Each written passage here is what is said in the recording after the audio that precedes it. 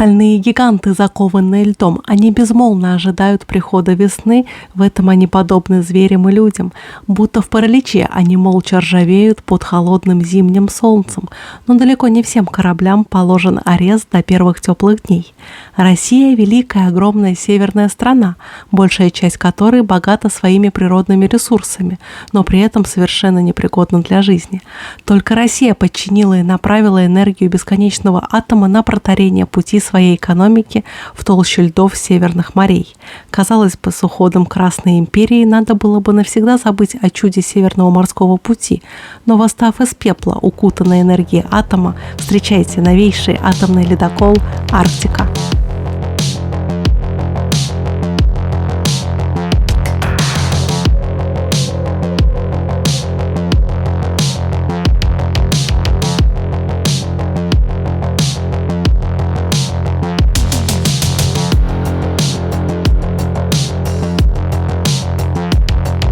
В этом видео ты узнаешь, зачем вообще нужны ледоколы в 21 веке, безопасен ли атомный двигатель, сколько стоит круиз до Северного полюса, как можно в домашних условиях воссоздать атомный ледокол и почему у целого поколения советских моделистов атомный ледокол «Арктика» вызывает ностальгические чувства.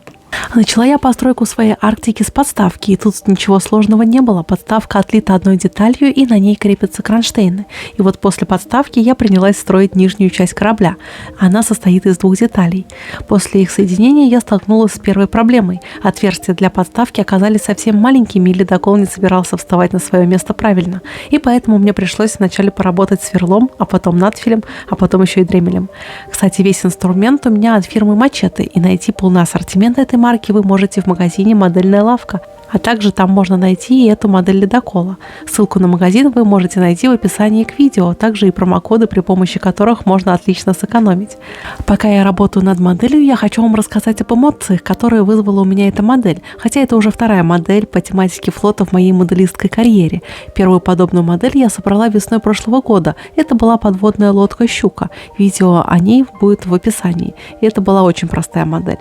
А теперь модель ледокола «Арктика», и она вызывает у меня бурю эмоций. Как минимум, на данный момент это самая большая модель в моей коллекции. Также эта модель вышла весьма трудоемкой. Я почти без перерыва занималась ей с ноября по февраль, это 4 месяца. Так что это весьма серьезный проект для меня. А с вас, конечно же, лайк и подписка. А представляете, если бы я использовала все возможные дополнения, то можно было бы с ней провозиться, наверное, целый год. А дальше я начала работать с местами крепления якоря, и по мне они даны не очень тут логично. И после размещения их на корпусе образуется не очень хорошая щель, что вынудило меня обратиться к шпаклевке. Вот тут тоже любопытный момент в работе над ледоколом. У моего образца было плохо пролито место ватерлинии на носу, и мне пришлось прорезать его самостоятельно. И для этого я сделала ориентир простым карандашом. Правда, это у меня получилось не с первого раза. А потом я скрайбером прочертила полосу.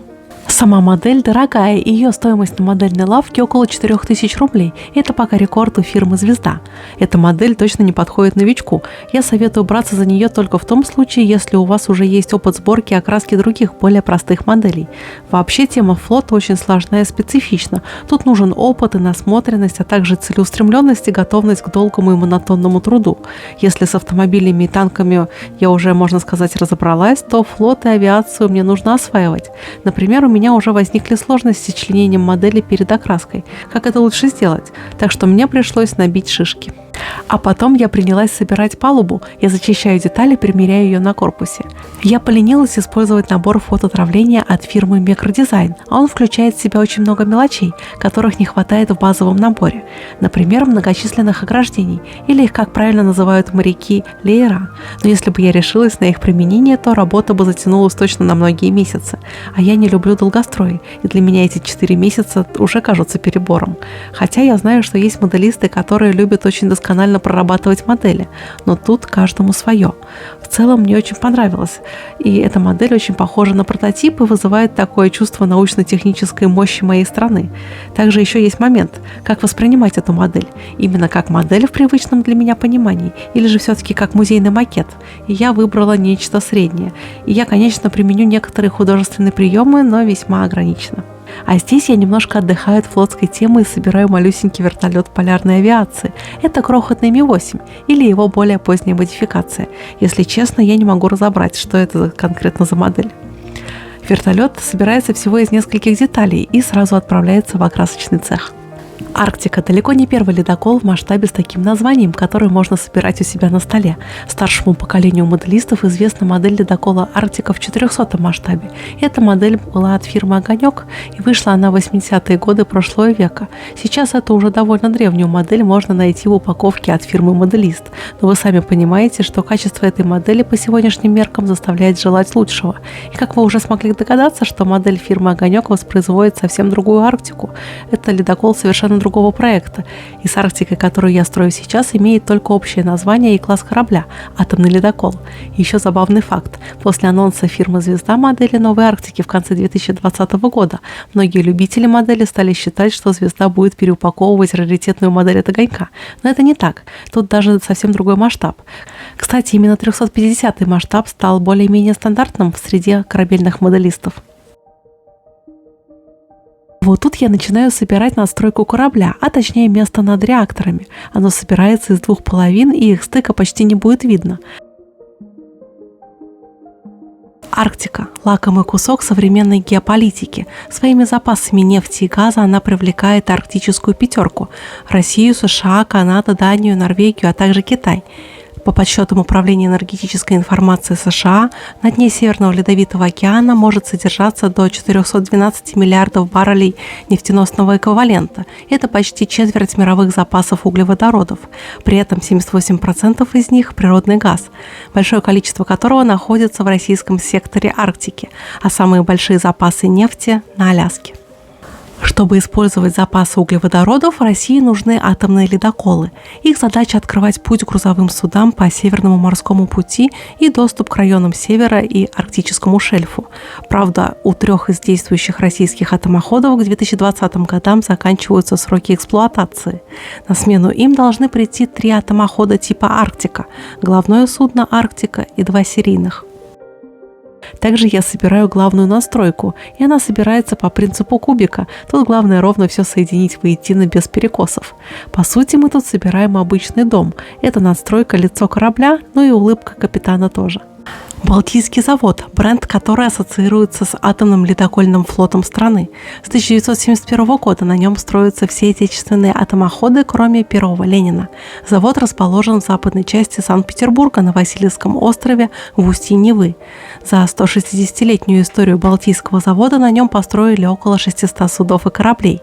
У строительного предприятия есть 3 построечных места – 2 стапеля и эллинг. Стапель А Балтийского завода в 350 метров длиной самый большой в России. Главное в Арктике – это технологии, которые раньше никогда не использовались в атомном флоте. Например, двойная осадка, то есть у ледокола регулируется глубина погружения судна в воду. Он будет проводить караван судов во льдах океана и в устьях рек. Ледоколы – это особый класс кораблей, которые предназначены для преодоления даже самых толстых льдов. Они позволяют исследовать самые негостеприимные регионы мира, покрытые льдом воды Арктики. Чтобы корабль считался ледоколом, у него должно быть 3 особенности, которых не хватает большинству обычных судов. Это мощность, усиленный корпус и специальная форма для ломания льда. Это позволяет таким судам преодолевать лед или замерзшие водные пути. Чтобы эффективно ломать лед, такие корабли должны быть очень мощными, относительно короткими, широкими и чрезвычайно тяжелыми. Они ломают лед, используя инерцию и силу. А вот это тоже очень любопытный момент. Мне нужно собрать обтекатели приводов грибных винтов. Место их крепления вышло не очень аккуратным, и мне пришлось их потом зашпаклевать. И шпаклевке также подвергнется и сам корпус, так как половинки мне не удалось филигранно соединить. По сути своей, атомный ледокол – это пароход. Атомный реактор нагревает воду, которая превращается в пар. Он раскручивает турбины, возбуждающие генераторы, которые вырабатывают электричество, поступающее в электромоторы, которые крутят 3 грибных винта. Толщина корпуса в местах ломки льда 5 см, но прочность корпуса придает не сколько толщина обшивки, сколько количество и расположение шпангоутов, а это поперечные ребра жесткости обшивки корпуса корабля. У ледокола двойное днище, так что в случае пробоины вода в корабль поступать не будет. А пока шпаклевка сохнет, я займусь окраской Мини Ми-8, и он будет у меня в цветах полярной авиации, в оранжевой ливреи. Россия или Советский Союз – единственная страна в мире, строящая атомные ледоколы. Такие судна были специально построены с учетом стратегической важности Северного морского пути и более очевидной необходимости гарантировать безопасность российских торговых судов зимой и зависимость арктических поселений от поставок. Теперь займусь мелочевкой. Я собираю спасательные капсулы, если я правильно поняла предназначение этих аппаратов. И они собираются из двух половин, что не лучшим образом сказывается на их последующей обработке. Россия обладает единственным в мире атомным ледокольным флотом, призванным на основе применения передовых ядерных достижений решать задачи обеспечения национального присутствия в Арктике. С его появлением началось настоящее освоение Крайнего Севера. Это обусловлено тем, что все северные границы государства морские, и проходят они по водам Северного Ледовитого океана, моря которого почти весь год покрыты льдом, за исключением части Баренцева моря. А теперь я собираю вышку на надстройке. Около 30 лет назад более 50 советских караванов кораблей застряли во льдах Восточного Арктического региона. Многие населенные пункты СССР зависели от грузов и продовольствия, которые должны были доставлять корабли, да и сама ситуация представляла опасность для экипажа. К счастью, в составе флота был атомный ледокол «Ленин». Благодаря своей мощности и источнику ядерного топлива он спас почти сотни жизней в ходе одной из самых масштабных и успешных спасательных операций в истории. Корабль выведен из эксплуатации в 1989 году и оставлен на базе атомных ледоколов в Мурманском фьорде, а затем стал музеем. А вот настал и зубодробительный момент. Я решила не мучиться с самодельными масками на стекле и купила готовые маски от CAF Models. Это не очень сильно мне облегчило задачу, поскольку стекол тут на командной рубке огромное количество, плюс еще огромный 7-этажный дом, если можно так выразиться. Потом я соберу маленькие катера.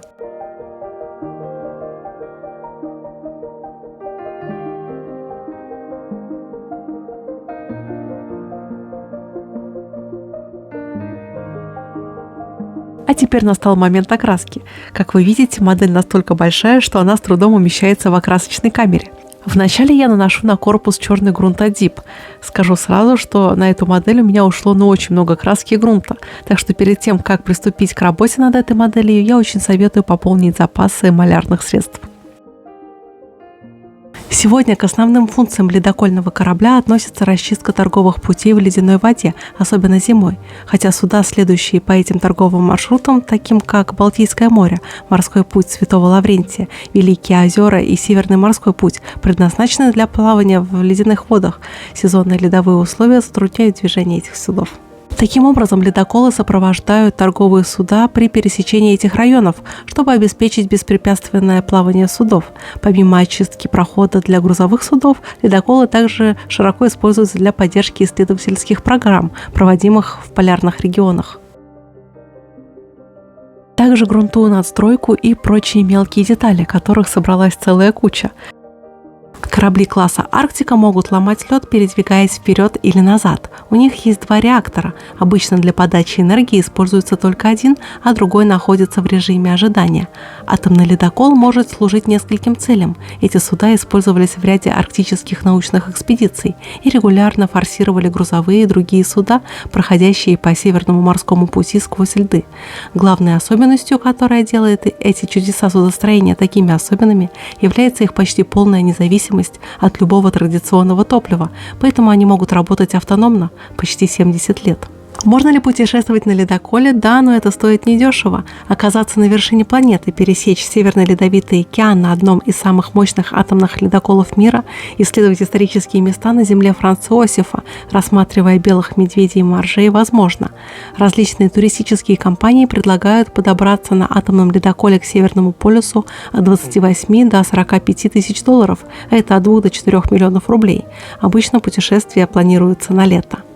Почему на корму ледоколов вешают загадочную бахрому? Вы замечали на фотографиях ледоколов странную штуку на корме, похожую на бахрому или косичку? И на ледоколе «Арктика» такая тоже присутствует. И, между прочим, у нее есть даже специальное название. Надо сказать, что выглядит эта бахрома не очень симпатично, словно на корму ледокола набросали каких-то веревок. Зато это весьма функциональная вещь, и называется она кранцевой защитой. Чтобы понять, зачем она нужна, напомню, что важнейшей задачей ледоколов является помощь кораблям, которые по тем или иным причинам оказались закованы во льдах. В таком случае к ним на выручку отправляется ледокол, который пробивается через мерзлоту и берет несчастного на буксир. Ну а далее ледокол вытаскивает судно из ледяного плена на воду, почти так же, как и водители буксируют автомобиль при помощи системы рычагов и тросов. В ходе буксировки скорость ледокола может меняться, особенно при прохождении наиболее сложных участков.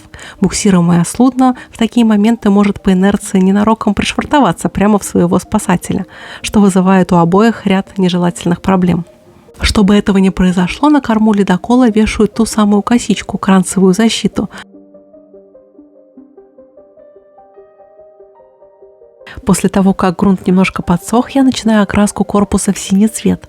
И да, я решила начать именно с синего, так как мне показалось, что последующим красным цветом будет проще перебить синий, а не наоборот.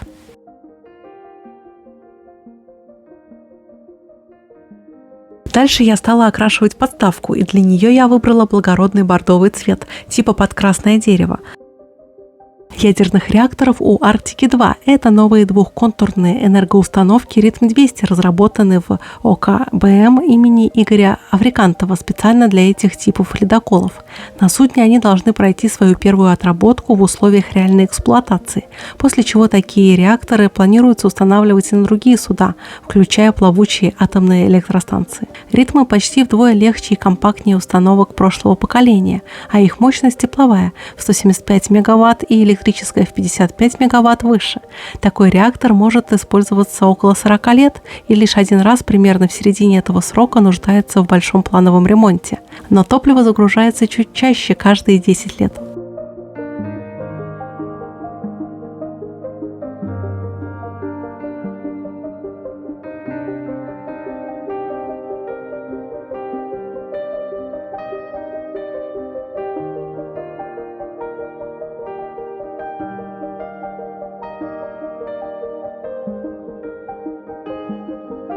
Вот тут я принялась окрашивать палубу. Крашу я в темно-зеленый цвет. Также в зеленый я окрашу горизонтальные поверхности надстроек. А в синий акрил от Pacific я окрашу радиовышку.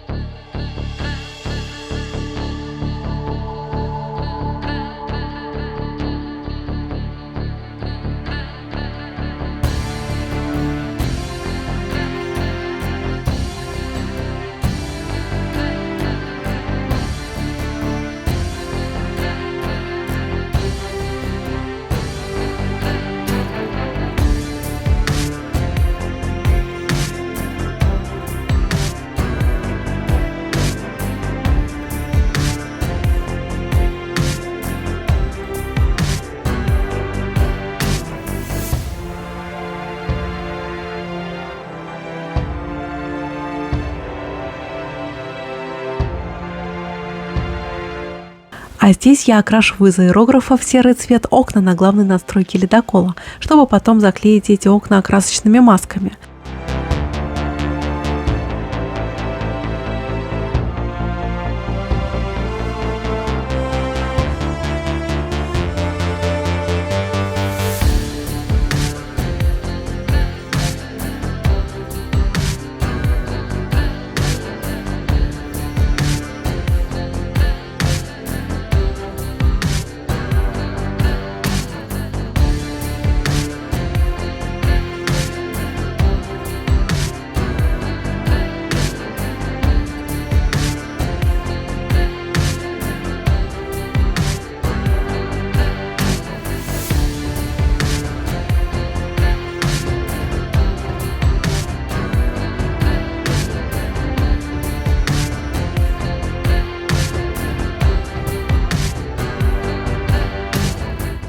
А вот, собственно, я и клею огромное количество этих окрасочных масок.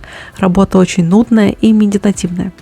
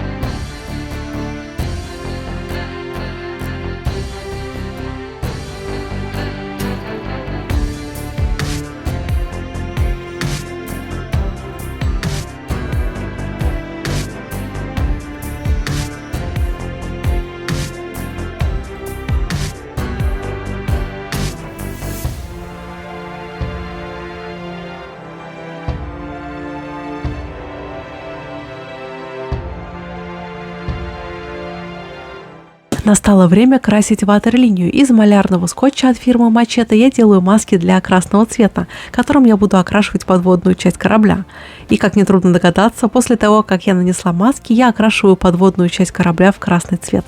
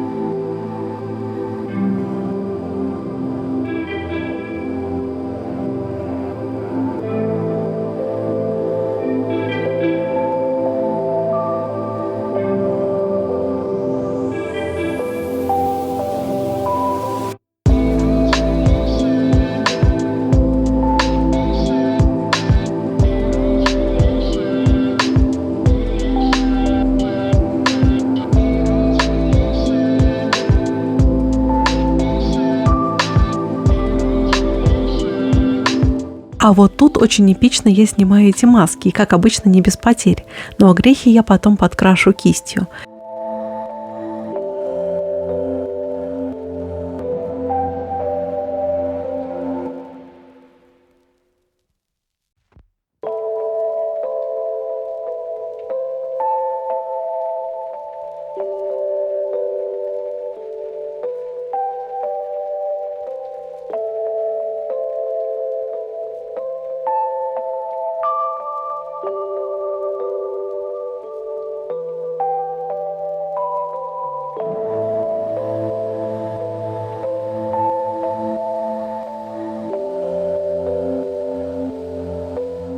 Еще очень сложная и муторная работа, которая у меня заняла, наверное, недели две, с учетом того, что я параллельно собирала другие модели, это заклеивание масками палуб и надстроек корабля.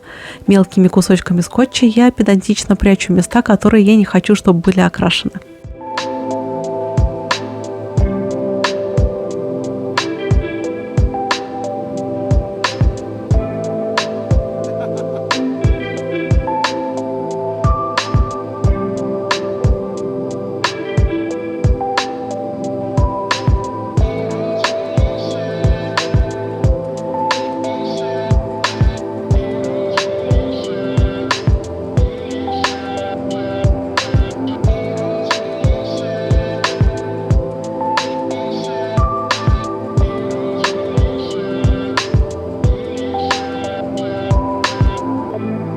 После такого сложного действия я окрашу в основной цвет надстройки, и это светло-серо-голубой.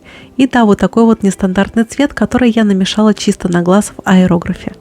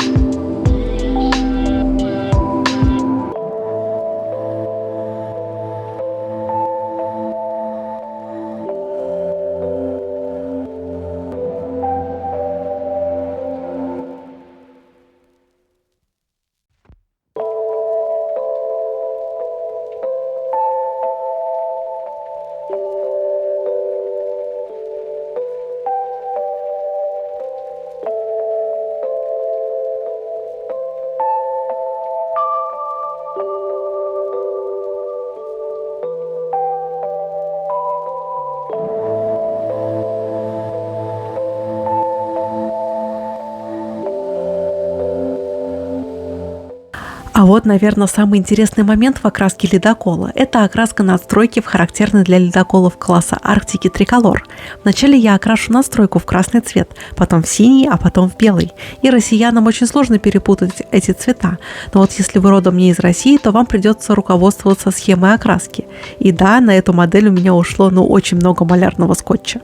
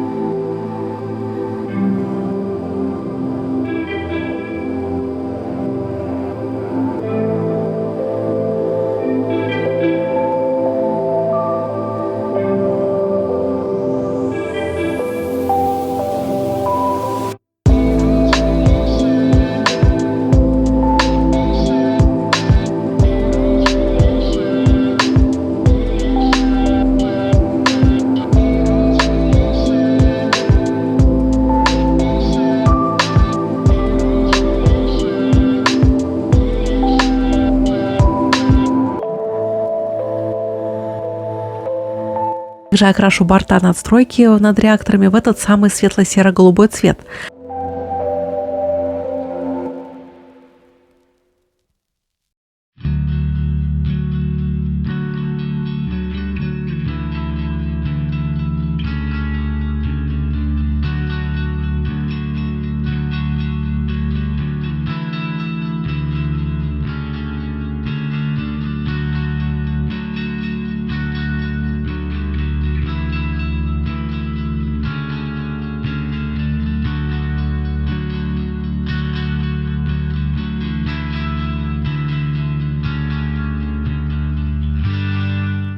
остальной цвет я окрашу винты.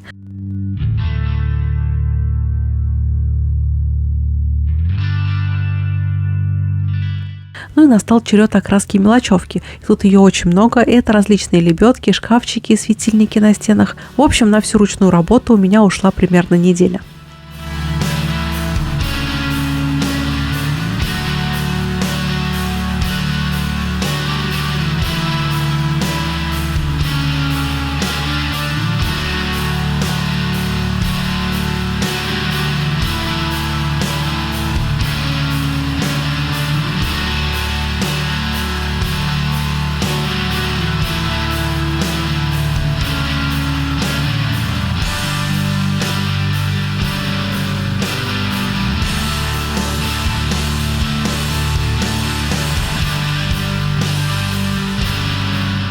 Из аэрографа окрашу в основной цвет краны. Тут их два типа. Желтые, которые находятся на корме, и синие в носовой части корабля.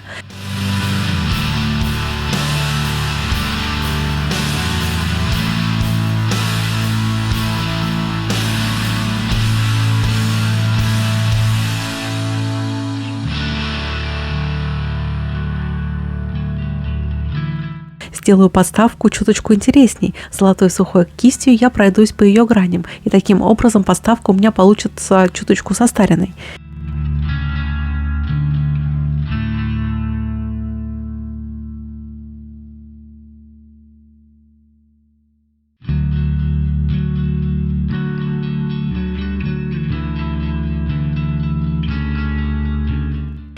И переведу надпись «Арктика» на подставку, чтобы потом не перепутать с другими кораблями у меня в коллекции.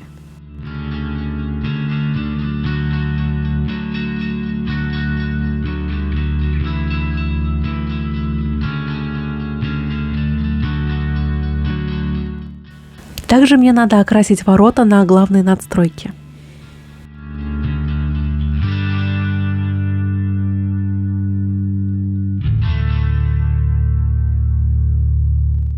Отдохну немножко от корабля и займусь малой авиацией. Помните, в самом начале видео я покрасила Мини Ми-8 в оранжевый цвет.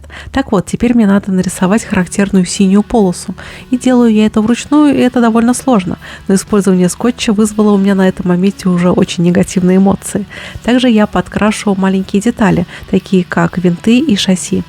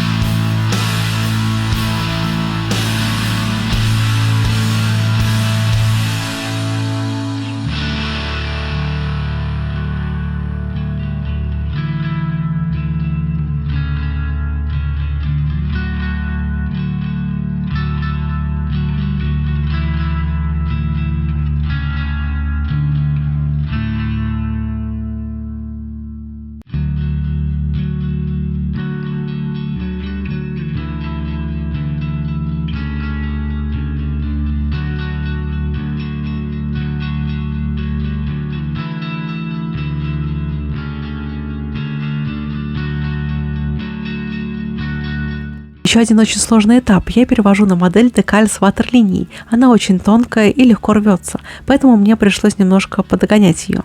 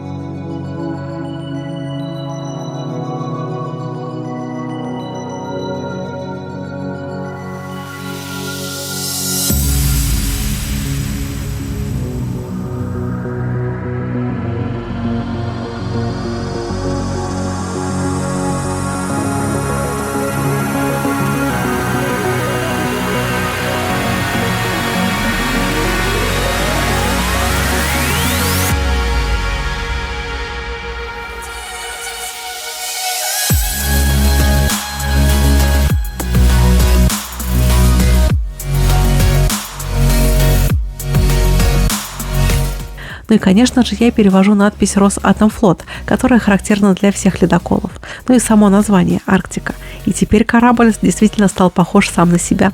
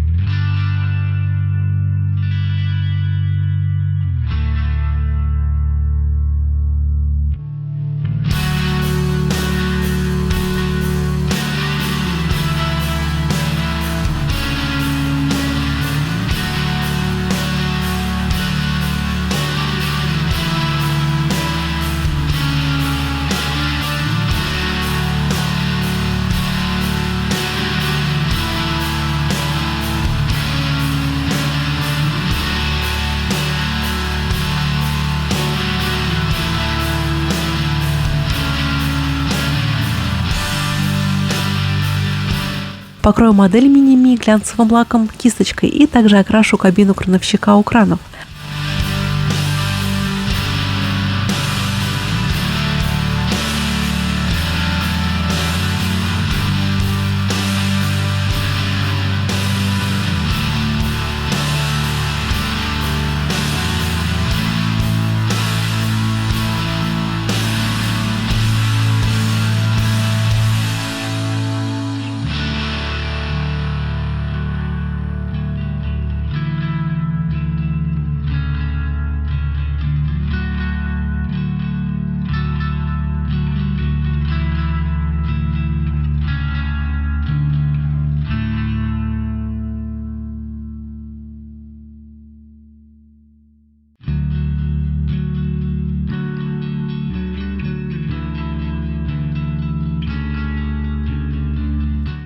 Также я окрашу в желто-красные цвета леера вертолетной площадки. С ними Арктика стала выглядеть намного интересней.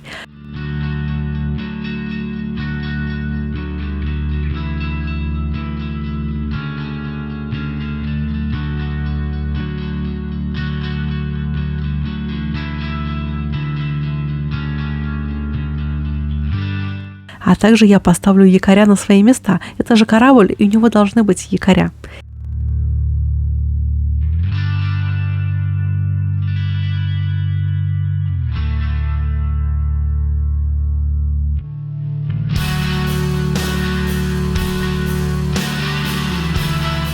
И, конечно же, я оставлю синие экраны на свои места.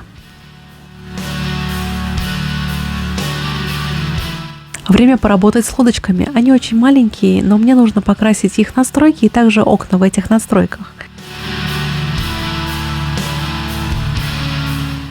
И как обычно, когда у модели очень много маленьких деталей, вечно что-то отламывается.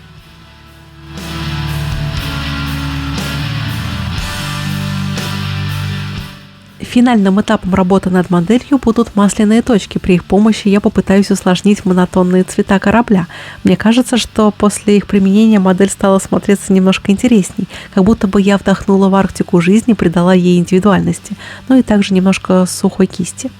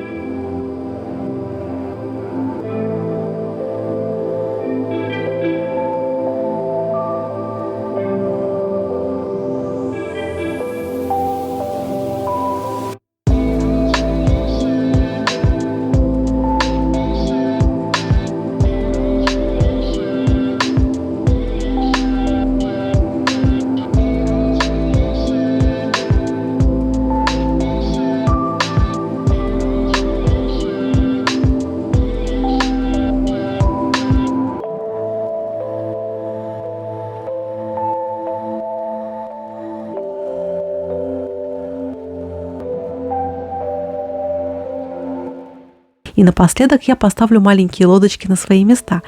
Кстати, если вы не хотите их подкрашивать, то есть лайфхак. Накройте их брезентом, как это делается на настоящем ледоколе. И вот такая у меня получилась модель. Ледокол действительно выглядит очень эпично. Результатом я довольна, хотя, наверное, можно и лучше. Модель подобного размаха я еще никогда не делала. Это мой первый опыт, и он вышел довольно удачным, на мой взгляд. А вы как считаете? Напишите об этом в комментариях, а также напишите свой опыт постройки этой модели, если вы ее, конечно, собирали. А я пошла делать свою очередную модель. До новых встреч. Пока-пока.